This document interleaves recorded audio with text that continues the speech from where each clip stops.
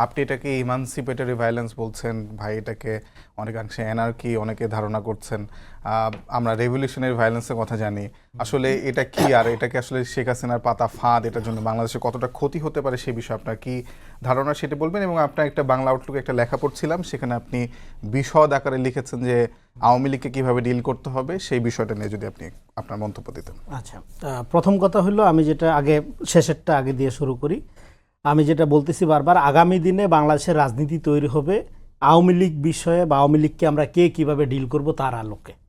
এখন আওয়ামী লীগ কী, আমার কাছে মনে হয় যে আওয়ামী লীগ ব্যাপারটা আমরা বুঝি না মানে আমাদের এখানে যারা রাজনীতি করে তারাও আওয়ামী লীগ ব্যাপারটা বোঝে না।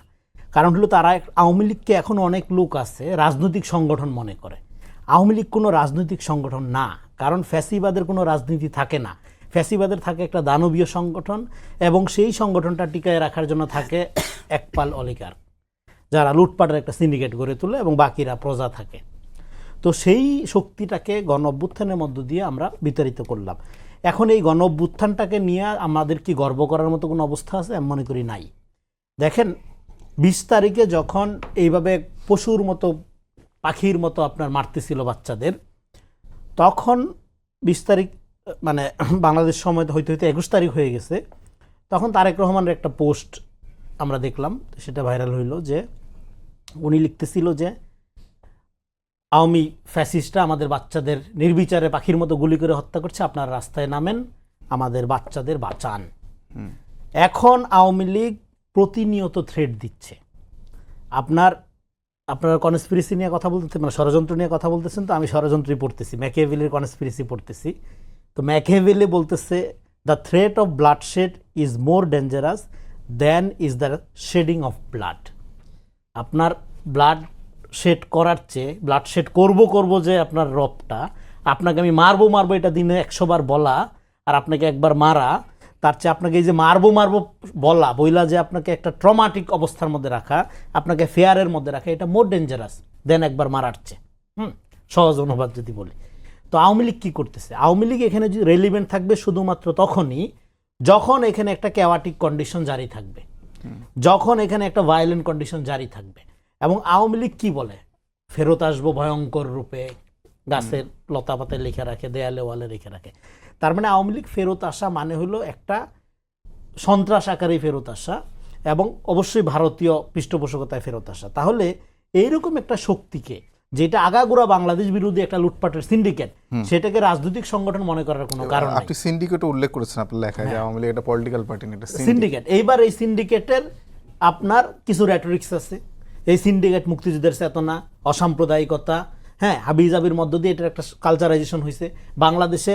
আমি যেটা বলি যে ধরেন 9/11-এর সময় যেরকম পৃথিবীর বুদ্ধিজীবীর বিবেক আত্মহত্যা করছিল, হ্যাঁ, ইসলামের বিরুদ্ধে যুদ্ধ, অনন্ত যুদ্ধের নামে মুসলমানদের পক্ষে দাঁড়ানোর মতো কণ্ঠ দুনিয়াতে খুঁজে পাওয়া যায়নি খুব একটা।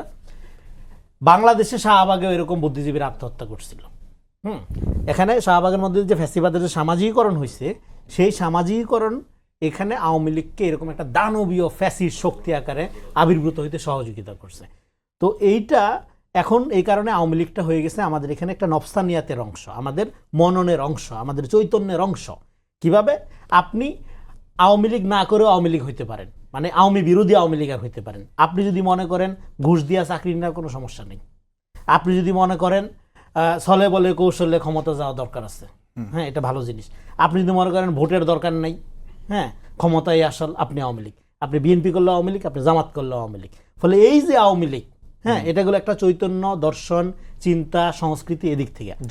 অন্যদিকে যদি কেউ বলে যে মানে গণ অভ্যুত্থানই আসলে ম্যান্ডেট, সেক্ষেত্রে কি সে আওয়ামী লীগ? এটা গণ অভ্যুত্থান কখনো ম্যান্ডেট না। কারণ হলো আপনার আওয়ামী লীগের বিরোধিতা, ছাত্ররা আওয়ামী লীগের বিরোধিতা, জামাতের আওয়ামী লীগের বিরোধিতা আর বিএনপির আওয়ামী লীগের বিরোধিতা এক না। বিএনপি যে অর্থে আওয়ামী বিরোধী, জামাত কি অর্থে আওয়ামী বিরোধী?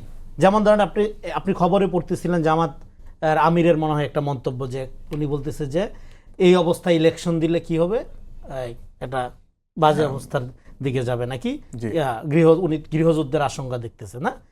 তার মানে এখন আমি একটা রেসপন্স করি এই কথাটার, আপনার এই ভায়োলেন্ট সিচুয়েশন তাহলে কাকে হেল্প করতেছে? দেখেন, কোনো সহিংসতা যখন ঘটে, সেই সহিংসতার আপনি কে ঘটাইছে সেটা অনেক সময় খুঁজে পাওয়া যায় না। যেমন অগ্নিকাণ্ডে কিছুদিন আগে আমরা দেখলাম অনেক অগ্নিকাণ্ড, এটা খুঁজে পাওয়ার একটা তরিকা আছে।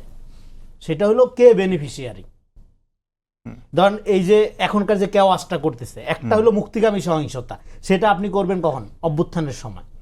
সেটা আমি মনে করি যে অন্যায়ের বিরুদ্ধে অন্যায় ন্যায় যুদ্ধ, সেটা ঠিকই আছে। কিন্তু আপনি কৃত্রিম জনজাগরণ করবেন, শাহবাগে করবেন, শাহবাগের কাউন্টারে আরেকটা করবেন, সেটা আপনার কি করবে? সেটা আওয়ামী লীগকে শক্তিশালী করবে। আমি যদি এই কথার রেসপন্স করি, তার মানে এখন যে কোনো কেওয়াটিক কন্ডিশন কি করবে? আওয়ামী লীগকে রেলিভেন্ট রাখবে। তার মানে আপনি যদি মনে করেন অ্যাট দ্য সেম টাইম এখানে কেওয়াজ থাকলে নির্বাচন পিছায় আপনার সুবিধা হবে, আপনি প্রতিষ্ঠান দখল করবেন, সচিবালয়ে আপনার লোক বাড়াবেন, আপনার স্টেক বাড়াবেন, হ্যাঁ, এইটার মনে করে আপনি বলতেছেন না তাহলে নির্বাচন পিছাও, হ্যাঁ, তার ভোটবিহীন ক্ষমতা একটা আওয়ামী প্রবণতা। এইটা যদি মক্কার ইমাম আইসাও করে, হ্যাঁ, যে হাসিনা যেভাবে বলছিল উন্নয়নই দরকার, গণতন্ত্র না, একই রকম সংস্কার দরকার, নির্বাচন না, সেটা একই প্রবণতা, এটা আওয়ামী পলিটিক্স। এইভাবে ফ্যাসিজম ওয়ার্ক করে। সো আবার রেসপন্ড করি, ফলে এখন আওয়ামী লীগ এখানে রেলিভেন্ট থাকতেছে কিভাবে? রেলিভেন্ট থাকতেছে আপনার অতি চালাকি এবং স্টুপিডিটির কারণে। কিভাবে? আপনি মনে করতেছেন এই যে একটা কেওয়াজ, তার মানে কি এই কেওয়াজের মধ্যে আর কোনো নির্বাচন থেকে যাবে। অথচ বাংলাদেশের কন্ডিশনটা কি? এখানে একটা ইলেক্টেড গভর্নমেন্ট ছাড়া দেশ স্থিতিশীল হবে না পার্মানেন্টলি। এখানে একটা ইলেক্টেড গভর্নমেন্ট ছাড়া ইনভেস্টমেন্ট আসবে না, বেকার সমস্যার দূর হবে না। এখন এই নির্বাচন হয়ে গেলে সব সমাধান হয়ে যাবে আমি সেটা বলতেছি না। ডেফিনেটলি 5 তারিখের আলোকে রাজনৈতিক দলগুলোরও নিজেদের মধ্যে একটা নতুন বাংলাদেশের নাগরিক ভিত্তিক বাংলাদেশ রাজনীতি, একটা ডেমোক্রেটিক প্রপার অ্যাকাউন্টেবল ট্রাস্ট অর্থে রাজনীতি নির্মাণ করতে পারতে হবে। এটা রাজনৈতিক দলগুলোর জন্য চ্যালেঞ্জ, সেটা আমরা বহুবার বলছি।